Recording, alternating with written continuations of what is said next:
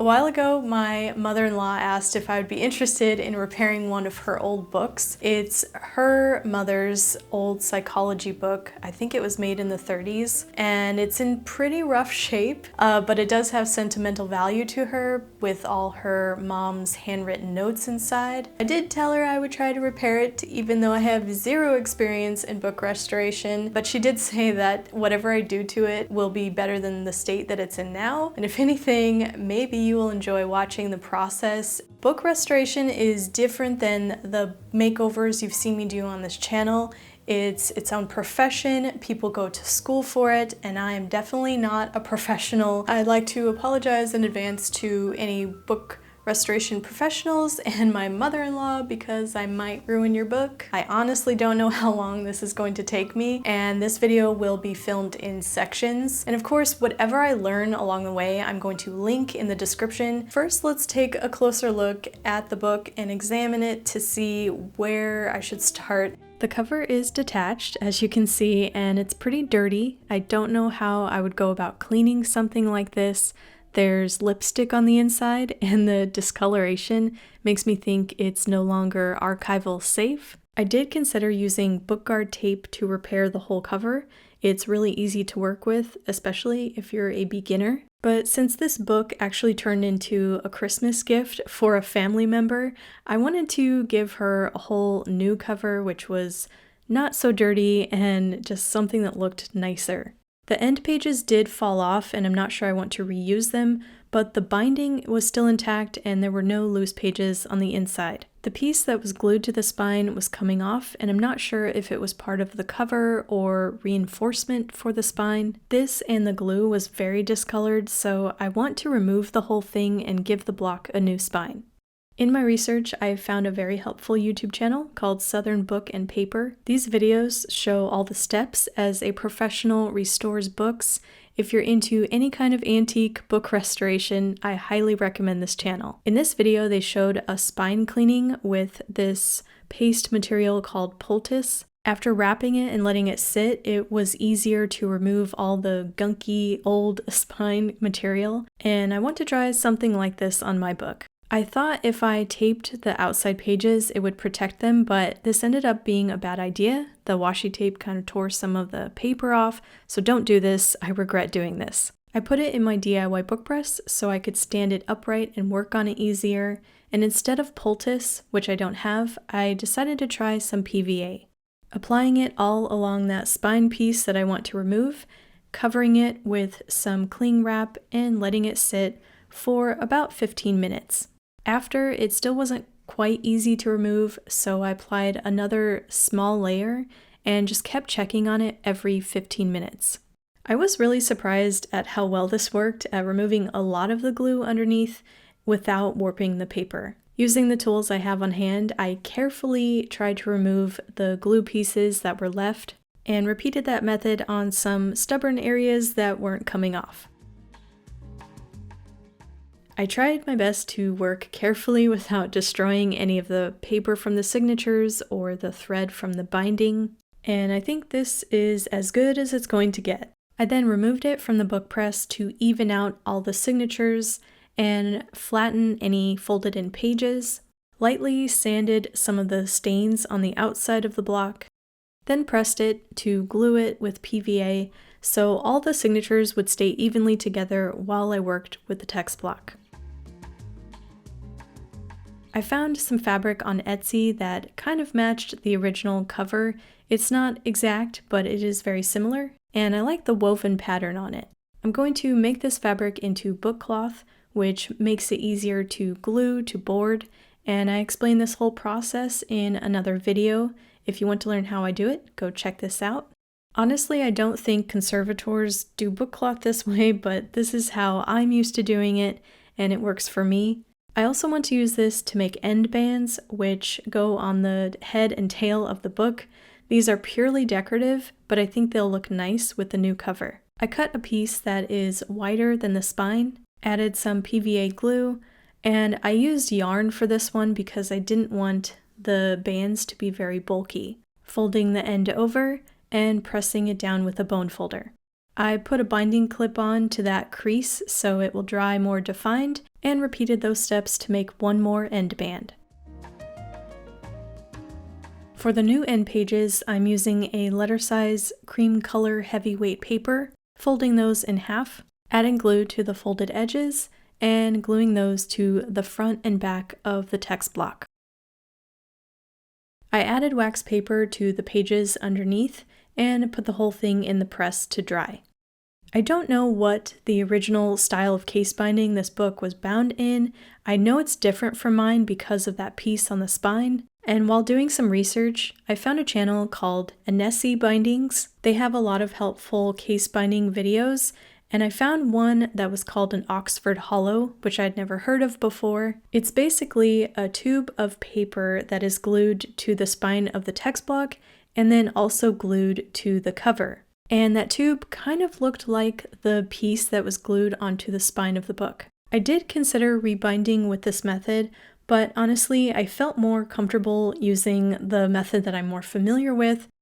To reinforce the spine, I'm using Archival Quality Super, and some people prefer linen, which also works. This stuff can be more expensive, but since I already have some on hand, I might as well use it.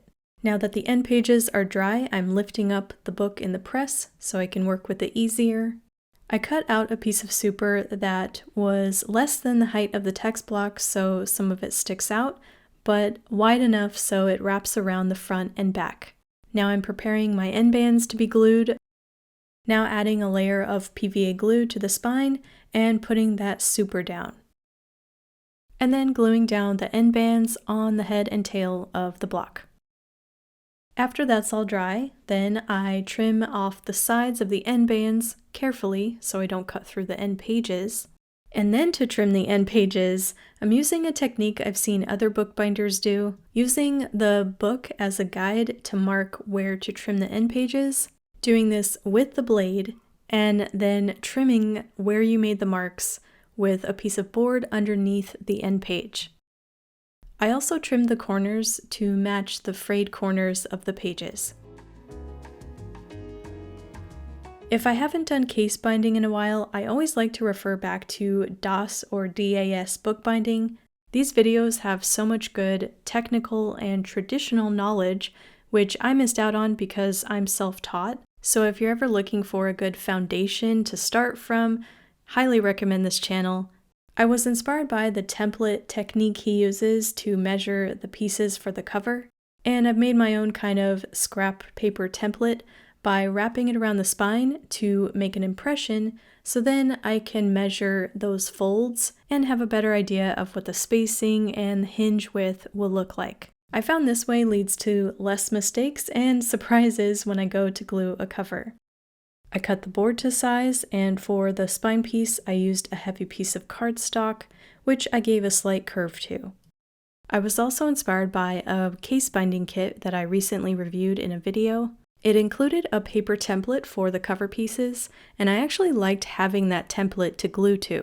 It made the process less stressful, and also I liked the definition that it gave the hinge, I think because the book cloth had something to glue to on the other side. So I want to include that into my cover, and I could have used the scrap paper that I already used, but I figured I might as well just cut a new piece just to have it all cut to size. Also, throughout this whole process, I labeled the front and back with F and B, and on the top so I knew what the top of the book was. That also helps avoid problems down the road. So the measuring part's done with, and I can glue the pieces to my template now, using PVA glue and making sure they are all aligned evenly. Something else I'm trying to do more of is keep a damp cloth nearby because PVA can get messy, and it's hard to work when your hands are covered in it.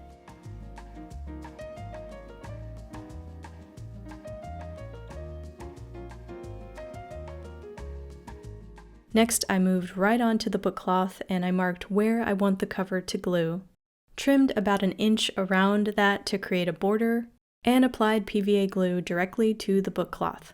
In my past videos, I would put glue to the board instead, but lately I've been learning that doing it this way prevents more air pockets, and this is what I've seen more of the professional bookbinders do. I glued the cover pieces to the cloth with the template facing up this way, and making sure to smooth out any areas in the hinge area on the other side with a bone folder. And I forgot to cut the corners when I trimmed out the border, so I'm doing that now and getting glue on my scissors in the process, but that's okay. Adding glue to the long side flaps first and then pressing them over.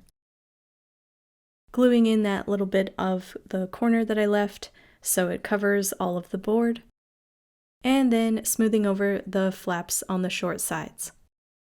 Then one more round of smoothing everything over and putting paper on the bottom and top of the cover and putting heavy weights on top to let the whole thing dry flat. I left the cover to dry overnight, so it should be dry by now, and it was, and looks like everything dried flat, which is nice. Now I'm doing what is called a dry fitting, so I'm seeing if everything lines up correctly, if my measurements worked out. I also kept the F and the B's there so I can make sure to line up the covers to their correct sides. And now onto gluing the end pages to the covers and putting PVA glue on that piece of super, which is then also glued to the end page. Gluing it to the inside cover, keeping in mind there should be an even border around it, and doing the same process for the other end page on the other side.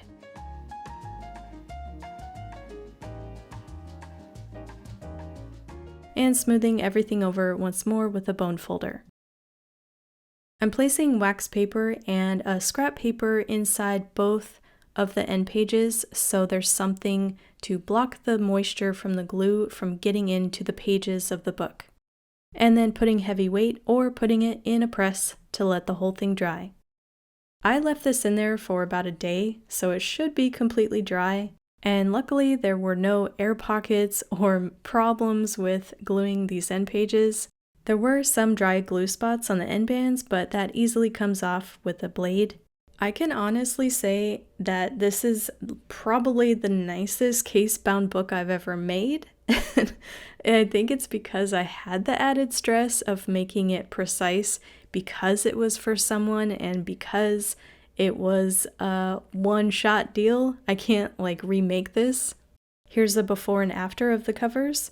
I hope the new cover is more archival than the old and maybe will protect the pages a little bit better. And my mother-in-law was happy with the overall book repair. I don't know how many more antique book repairs I'll do on this channel because it was really stressful. Honestly, I'd rather make a sketchbook or a fun binding, but I did learn a lot from the process and there are things I could implement into my future projects. A big thanks to my studio support patrons and members for helping me make more videos to upload on this channel. If you would like to learn more about the tiers or follow me on Patreon, you can find the link down below. Subscribe if you haven't already, hit the bell so you get notified when I upload, and I will see you guys in the next video. Bye!